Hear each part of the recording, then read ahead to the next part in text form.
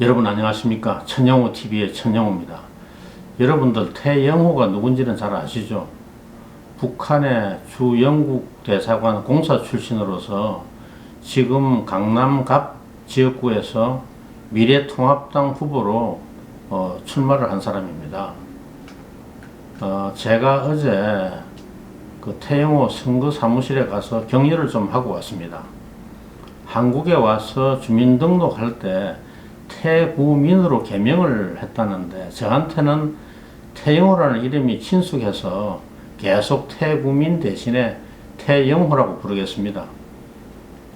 제가 태영호 지지운동을 하려고 이 영상을 만든 건 아니니까 오해 없으시기 바랍니다. 태영호의 당락 여부는 강남 갑 유권자들이 결정할 일이고 어떤 결정을 하든 당연히 존중되어야죠. 그러나 태영호가 만약 지역구 의원으로 당선된다면 그게 다른 후보의 당선에서는 찾을 수 없는 어떤 특별한 의미를 가지는지를 한번 새겨볼 필요가 있을 것 같습니다. 탈북자 출신 조명철 전 통일교육원장이 19대 국회의원 선거에서 비례대표로 당선된 적은 있지만은 아시다시피 이것은 당 지도부가 정치적 배려로 당선 순번을 배정하면 얼마든 가능한 일입니다. 그런데 지역구 선거에 도전하는 것은 태영호 씨가 처음이고 만약 당선이 된다면 그 의미가 비례대표로 국회에 진출하는 것과는 차원이 다릅니다. 태영호가 당선된다면 그 의미는 크게 네 가지라고 봅니다. 첫째는 북한 엘리트 사회에 던지는 강력한 메시지입니다. 북한의 최고 엘리트가 한국으로 귀순하면 정치적 소모품으로 이용되고 끝나는 게 아니라 능력만 있으면 국회의원으로 출마해서 당선될 수도 있다는 것을 확인시켜주는 획기적인 사건이 됩니다.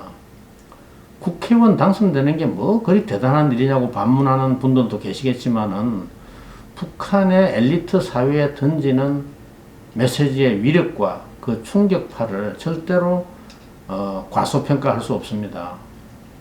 미래가 암울한 김정은 체제와 운명을 같이 하고 김일성 교회에 충직한 간부로서 살아가는 것을 숙명으로 받아들이고 체념하며 살아오던 북한의 엘리트들에게 다른 운명을 선택하는 길도 열려있다.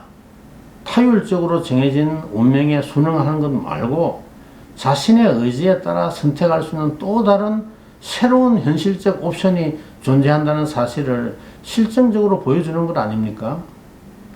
이러한 비밀이 북한의 엘리트 사회에 널리 퍼지면 이것이 북한을 변화시킬 엄청난 힘이 됩니다. 북한의 핵무기가 우리에게 갖는 위력보다 어쩌면 더 큰 위력을 북한에 대해서 발휘할 수 있을지 모릅니다.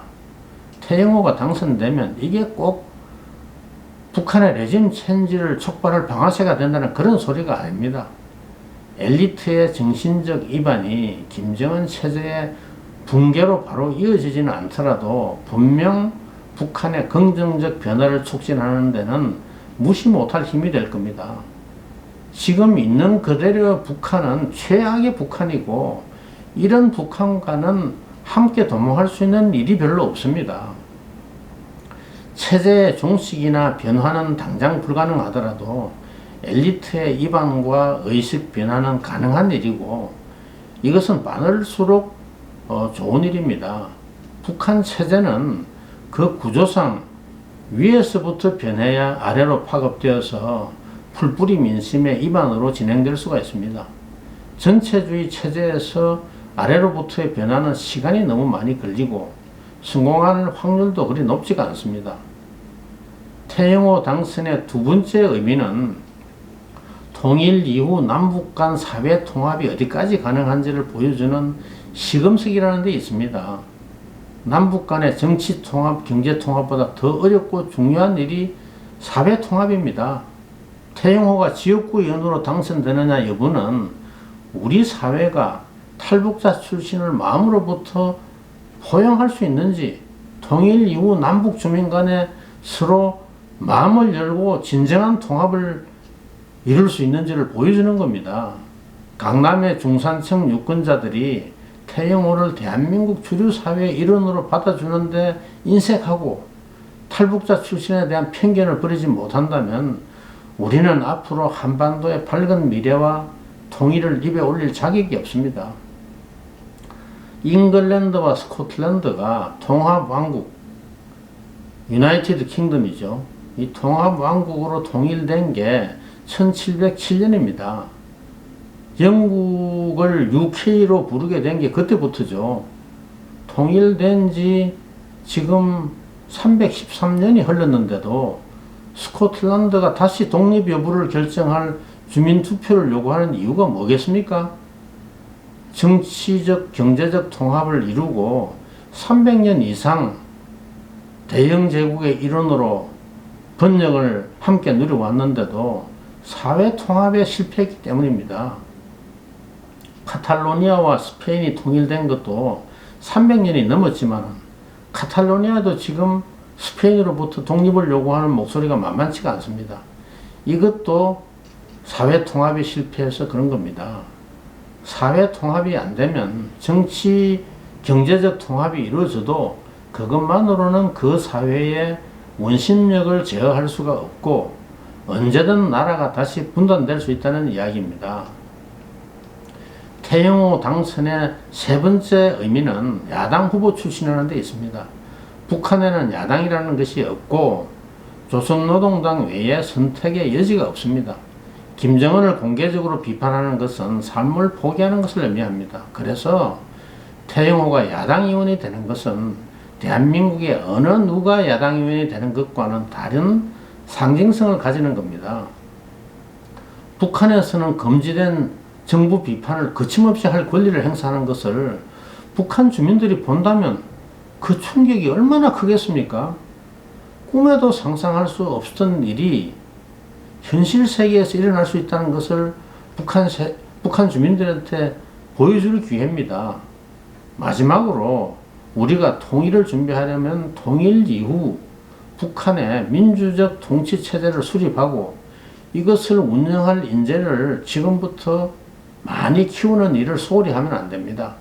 북한 관료 사회의 내부 작동 원리를 잘 아는 유능한 탈북자 출신이 최고 적격자죠.